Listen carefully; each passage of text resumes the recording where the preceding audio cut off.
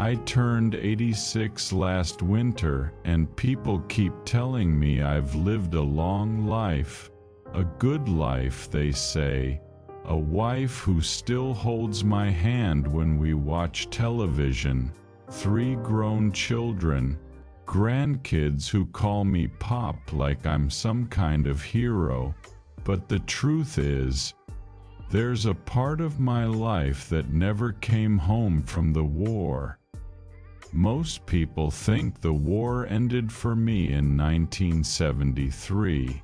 That's the year the plane landed, the year I stepped back onto American soil, the year my mother hugged me so tightly I could barely breathe. It's the year I met the woman who would become my wife. On the outside, everything after that looked normal. Marriage, a steady job, backyard barbecues, Christmas mornings with wrapping paper all over the floor. But every night when the house got quiet, the war came back, not the gunfire, not the helicopters, something else, something I carried home in silence for more than 50 years. A secret so heavy that sometimes I wonder if the reason I lived this long was just so I'd finally have the courage to say it out loud. And the worst part is my wife has been sleeping beside that secret for 43 years. And she has no idea. I was 23 years old when the Army shipped me across the ocean. Back then, I still believed the world made sense. I believed that if you worked hard, followed orders, and tried to be a decent man, life would mostly treat you fair. That's the kind of thinking young men have before they see too much. I grew up in a small farming town where the loudest noise most nights was a dog barking 2 streets away. My father woke before sunrise every day and believed a man's word was stronger than any contract. My mother kept the house warm in ways that had nothing to do with the furnace. We didn't have much money, but we had routine. And routine can feel a lot like peace. When the draft notice arrived, my mother cried quietly at the kitchen table. My father didn't cry at all. He simply folded the letter once, handed it back to me, and said, "Come home when it's done." He said it like it was a simple errand, as if war was just another job a man had to finish. Training moved fast. Too fast for a boy who had barely left his county before. Suddenly, I was surrounded by men from cities I'd never seen, accents I didn't recognize, stories about lives that sounded like they came from another planet. But something strange happens in places like that. You stop noticing the differences. The man sleeping in the bunk above you becomes your brother, even if you met him 2 weeks ago. That's how I met Danny Alvarez. Danny was loud, quick with jokes, and somehow always the calmest man in the room. He had a crooked grin that made the drill sergeant furious because it looked like he was always half laughing. He was from San Antonio, and he talked about home the way some people talk about heaven. "Man," he'd say, leaning back with his hands behind his head, "you ever tasted my mother's cooking, you'd quit the Army right there and move into her kitchen." Danny had a way of making hard things feel temporary. The 2 of us ended up in the same unit overseas. By the time we landed, he was the closest thing to family I had within 10,000 miles. War has a strange rhythm. Long stretches of boredom stitched together by moments of pure chaos. Days where nothing happens except heat and waiting. Nights where the jungle feels like it's breathing. During those quiet stretches, men talk. They talk about girls back home, about the cars they want to buy, about the kind of houses they'll live in when the war is finally over. Danny talked about marrying his high school sweetheart, Rosa. He carried her picture inside a plastic sleeve in his helmet liner. I must have seen that photo 100 times. Dark hair, bright smile, eyes that looked like they could forgive anything. "Soon as I'm back," Danny said one night while we sat on overturned ammo crates, "I'm putting a ring on that girl's finger." He said it with the kind of certainty that made you believe the future was already written. I didn't have anyone like that waiting for me. Back home there had been a girl I took to a few dances, but nothing serious. I suppose part of me believed life would start after the war. That's what young men think. They believe time waits for them. The first year overseas changed things slowly. You don't notice it happening. It's like rust forming on metal. You stop sleeping deeply. You jump at small sounds. You start measuring days by how many of your friends are still standing. But Danny stayed the same. Even when things got rough, he carried that crooked grin like armor. If the rain soaked through our uniforms for 3 straight days, Danny would say, "Free shower, boys." If the rations tasted like cardboard, Danny would pretend to be a restaurant critic.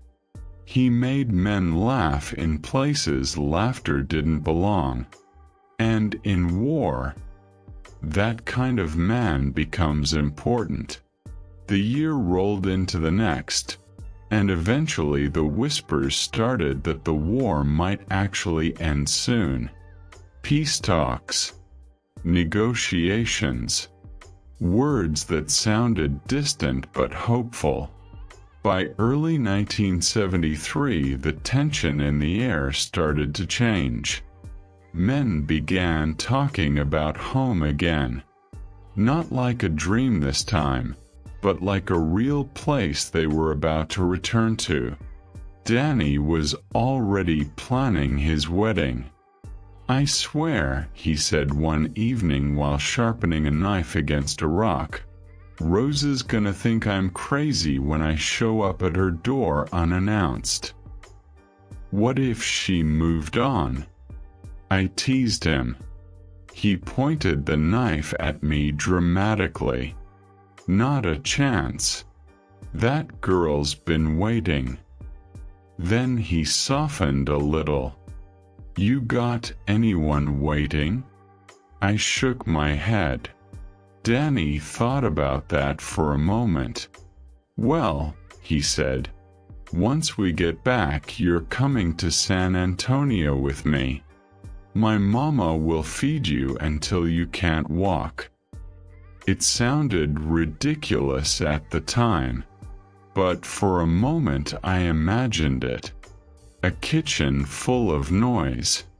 A house that smelled like real food. A life that didn't involve rifles and patrol routes. Those thoughts kept us going.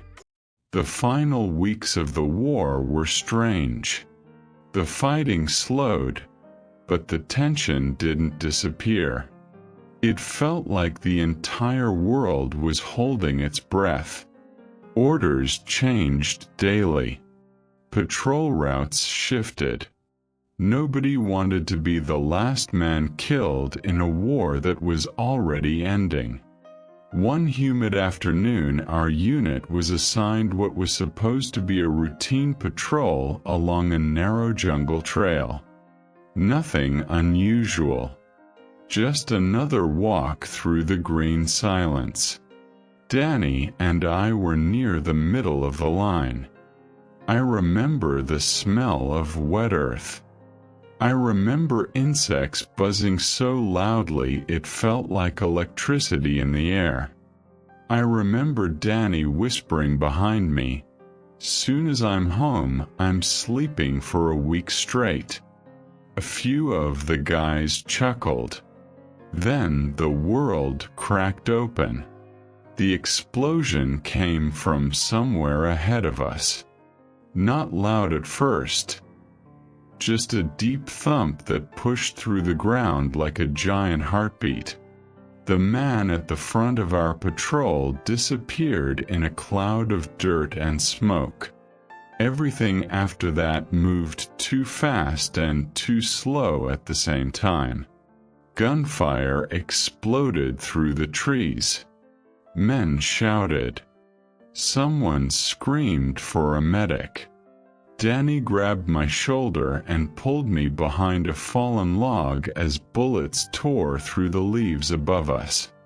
"Stay low," he yelled. The jungle became chaos. Smoke, shouting, branches snapping, the sharp metallic smell of gunpowder. We returned fire toward shapes moving between the trees. But the enemy knew the terrain better than we did. They melted in and out of the green shadows. At one point, Danny crawled beside me and shouted over the noise, "We gotta move." There was a narrow ditch ahead that offered better cover. He went first. I followed right behind him. And that's when everything changed. 1 second Danny was pulling himself forward through the mud. The next second he stopped. Not slowly. Just stopped. His body went rigid like someone had flipped a switch. I saw the small hole in the back of his shirt before I understood what it meant. Danny collapsed into the ditch without making a sound. For a moment my brain refused to accept what my eyes were seeing. This man who had joked through rainstorms and dreamed about his wedding was suddenly very still. I grabbed his shoulder and shook him. "Danny, Danny." But deep down, even in that chaos, I knew.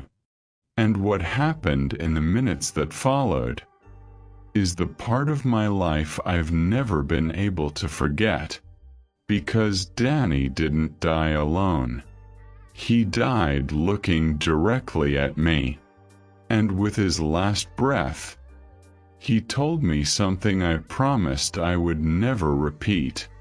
A promise that followed me all the way home. And into the life my wife thinks she understands. Part 2.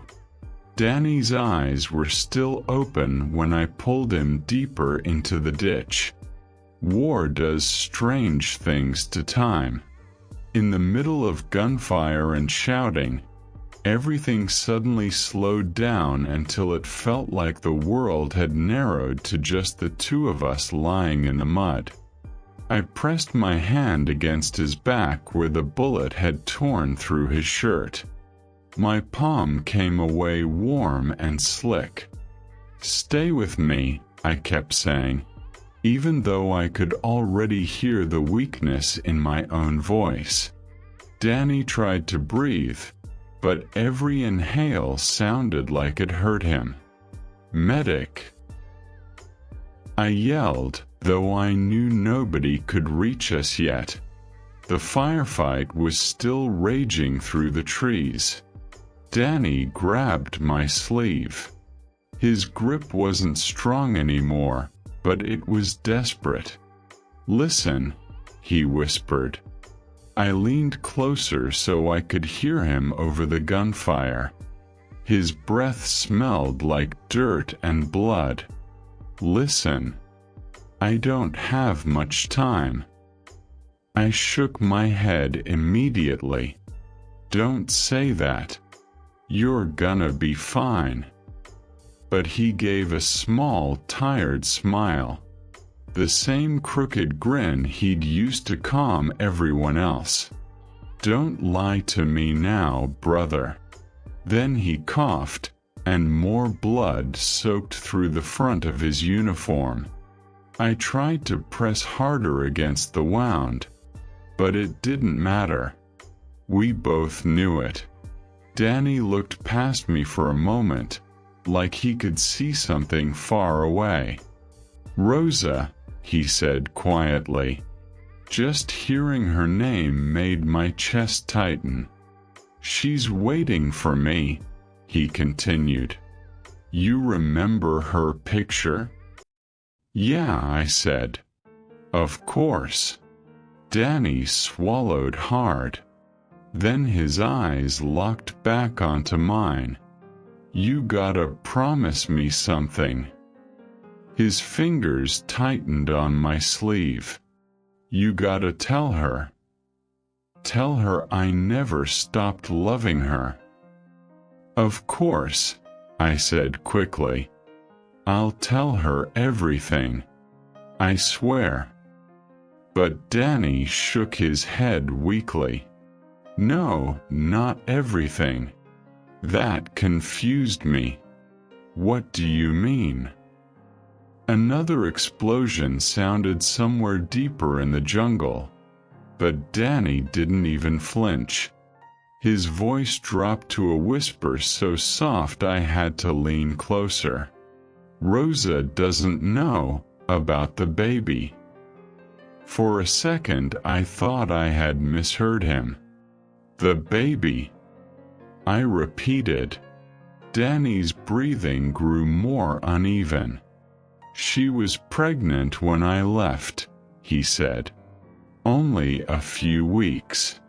We didn't tell anyone yet. My heart started pounding. Does your family know? I asked. He shook his head again. No. Nobody. Then why? Danny interrupted me. Because. I don't know if it's mine. The words hit me like another explosion. I stared at him, trying to understand. Danny closed his eyes briefly, then forced them open again. Before I shipped out, Rosa told me she'd made a mistake. One night. Just once. His voice cracked. But she swore she loved me. Said the baby could still be mine. The jungle around us faded into the background as he spoke. I could hear the men shouting, the gunfire snapping through the leaves. But it all sounded far away. Danny looked terrified now. Not of dying. Of something else. I told her it didn't matter, he continued. I told her I'd raise that child no matter what. His grip on my sleeve weakened. But if I don't make it home, she'll think I died believing the baby was mine. He took another painful breath. And I want her to believe that. I felt a knot forming in my chest. Danny. Promise me, he said urgently. If the baby's born, if it's a boy or a girl, don't tell anyone what I told you. His voice trembled. Let that kid grow up believing his father loved him. Let Rosa keep that peace. I didn't answer right away. Part of me wanted to argue. To tell him secrets like that always come out eventually. But Danny was dying. And dying men ask for promises that living men must carry forever. I promise, I said. The tension left his face almost immediately. Good, he whispered. For a moment he looked relieved. Then he said something that changed the course of my entire life. If it's a boy, tell him to be brave. He coughed again. If it's a girl, tell her her daddy would have spoiled her rotten.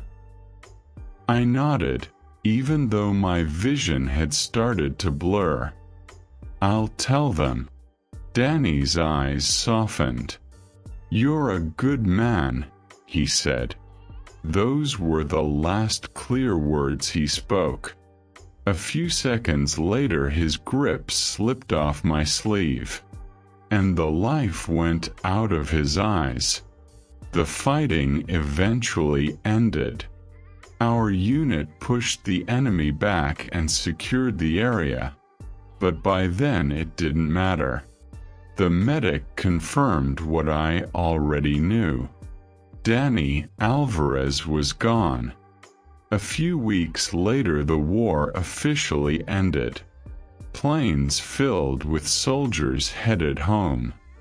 I was one of them. Everyone on that flight talked about what they'd do first when they landed. Some planned to kiss their girlfriends. Others wanted their mothers cooking. I sat quietly by the window the whole time. Danny's words kept echoing in my mind. Let Rosa keep that peace.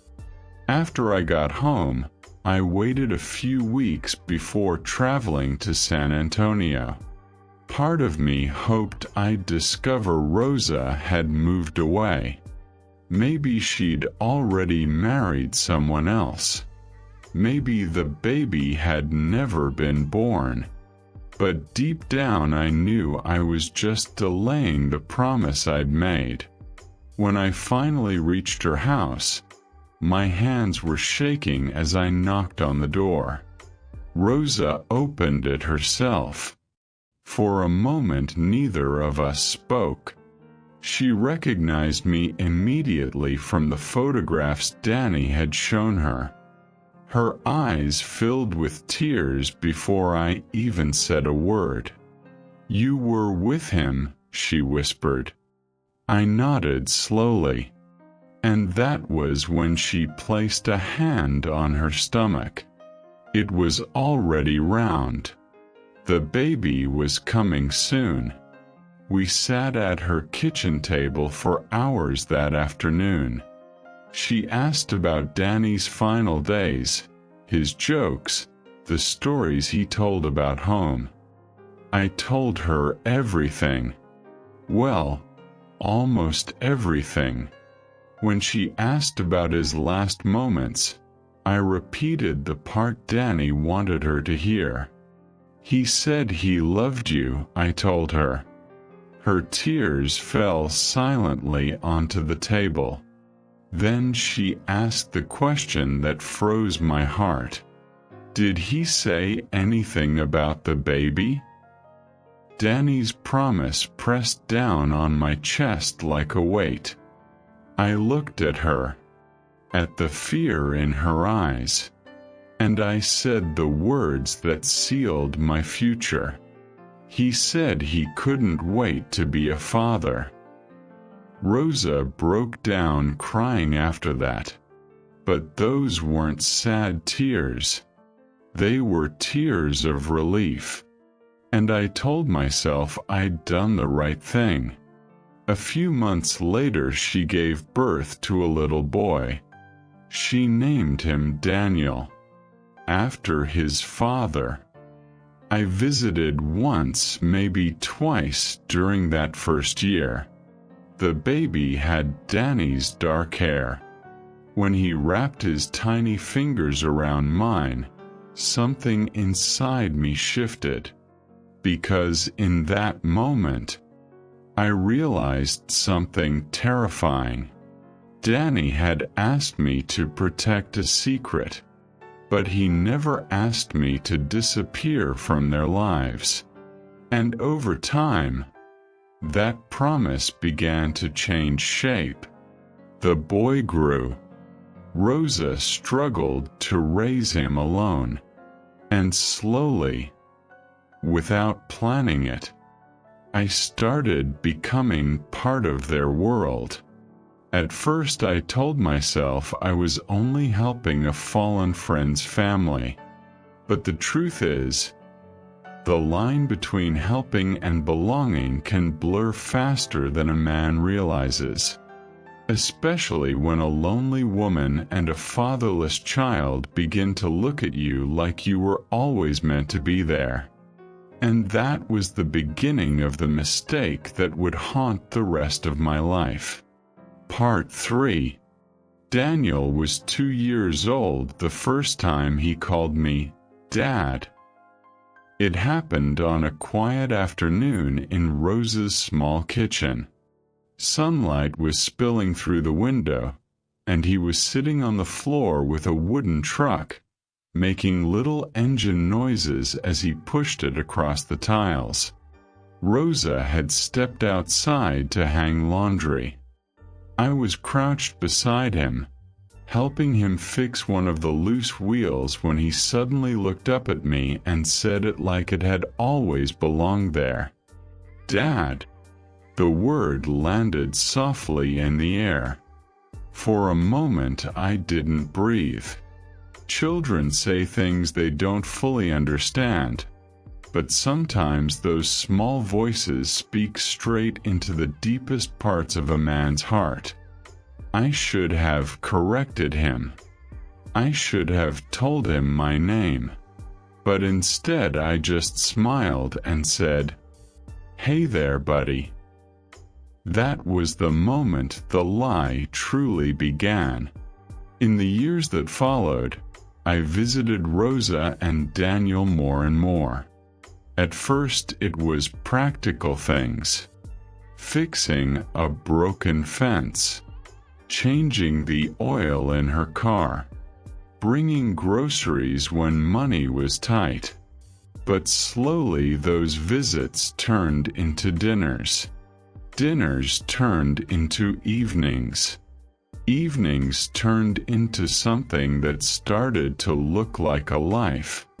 Rosa never rushed anything. She was still grieving in her own quiet way, even years after Danny was gone. But grief and loneliness have a way of finding each other. One night after Daniel had fallen asleep, we sat on the front porch listening to the crickets. Rosa looked at me with tired eyes and said something that made my chest tighten. "You know," she said softly, "Danny trusted you more than anyone." I nodded. "He would be happy knowing you're here with us." I didn't know how to answer that, because the truth was far more complicated.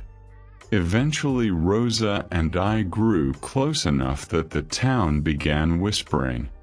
People started asking if we planned to marry. I told myself that if Danny were alive, he would want someone to care for them. That's the story I repeated in my head. But the deeper truth was that, by then, I loved them both. And love makes it easy to justify things that might otherwise feel wrong. When Daniel was 5 years old, Rosa and I got married. It was a small ceremony at a church near her parents' house. Daniel wore a tiny suit and clung to my hand the entire time. When the pastor asked if I would accept Rosa's child as my own, I didn't hesitate. "I will." And I meant it. From that day forward, I raised Daniel as my son. I taught him how to ride a bicycle. I showed him how to throw a baseball without hurting his shoulder. When he scraped his knees, he ran to me. When he graduated high school, I was the one who shook his hand and told him how proud I was. And through all those years, Danny's secret lived quietly inside me. There were moments when it nearly came out. Late nights when Rosa and I talked about the past. Questions Daniel asked about the father he never met. Every time the truth rose to my throat, and every time I swallowed it back down, because revealing that secret would shatter everything. Rosa would relive her worst mistake. Daniel would question his entire identity, and Danny's final wish would be broken. So I carried it, year after year, decade after decade. Life kept moving. Rosa and I had 2 more children together, a daughter and another son. The house filled with noise, birthdays, school plays, and family vacations. From the outside, we looked like any ordinary family.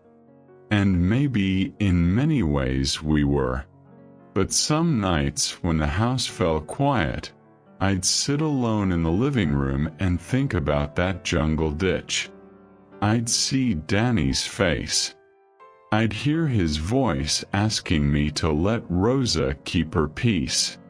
The strange thing about secrets is that they don't get lighter with time. They grow heavier. Not because the truth changes, but because the life built around the lie grows bigger. Daniel is 52 now. He has children of his own. And to this day, he believes Danny Alvarez was his biological father. Maybe he was. Maybe he wasn't. That question died in a jungle in 1973.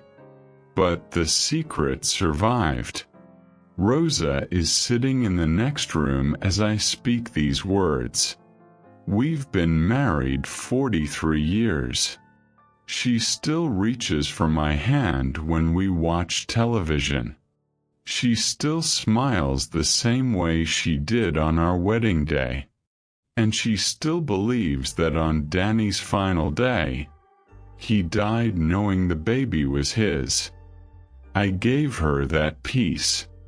But sometimes I wonder if I stole something too. The truth. The full story of the man she loved before me. At 86 years old, a man starts to think about what he leaves behind. Not the house. Not the money. The truth. I don't know if I'll ever have the courage to tell Rosa. Or Daniel. Maybe some secrets belong to the people who carried them. Maybe Danny trusted me to hold this one until the day I'm gone. But if there's one thing I've learned after a lifetime of silence, it's this. The hardest promises a man keeps are the ones made to the dying. Because they don't just follow you home. They sit beside you at the dinner table. They watch your children grow. And they whisper to you every night, reminding you that some acts of love and some acts of deception can look exactly the same.